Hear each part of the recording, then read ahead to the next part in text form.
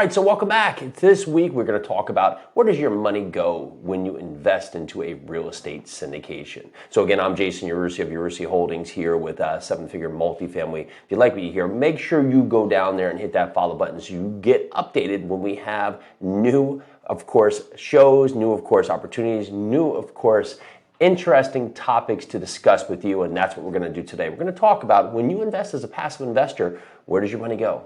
Where does it go when you put that money to work here into a great investment throughout multifamily syndication? Okay, so there's typically 4 places that your money gets utilized when investing into a multifamily syndication. And again, if you do not know what a syndication is, go back and listen to prior shows. But on the high level, a syndication is a pooling of resources or pooling of funds so the group collectively can buy a larger asset and then benefit from the economies of scale of that property. So where does your money go in a real estate syndication?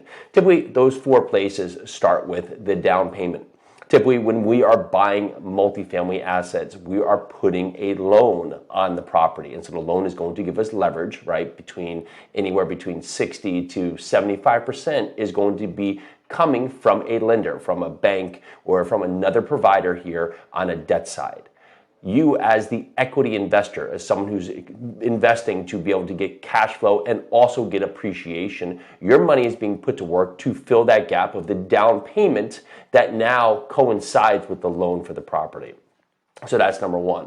Number 2 is the capital expenditures or the construction budget. Typically, when we come into these properties, they are underperforming, whether it's on the property side or the management side, typically both. But we are going to do some chosen renovations or required renovations to be able to improve the property, to get it to perform at the level that we expect it to generate and maximize returns. So your money will be part of going to the construction budget on the property. So far we have the down payment and the construction budget.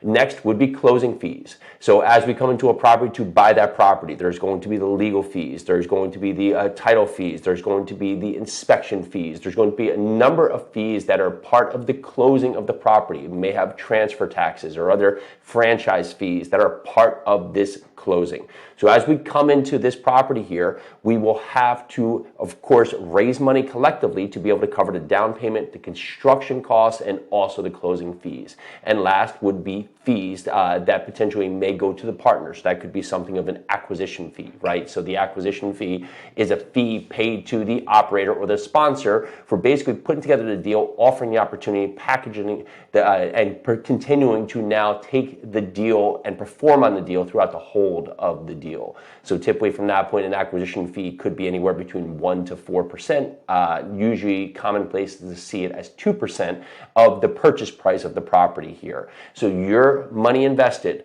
will now go to a total sources of uses. And that total source of uses is going to aggregate from the loan that is placed in the property, and then the need for the down payment, the construction costs, the closing costs, and any of the associated fees with the property.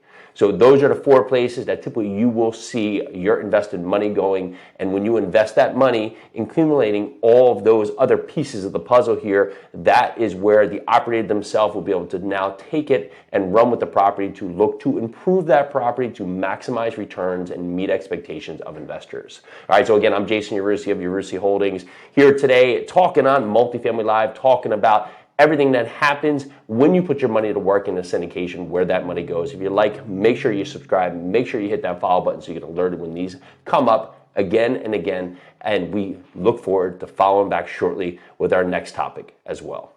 Let's do this.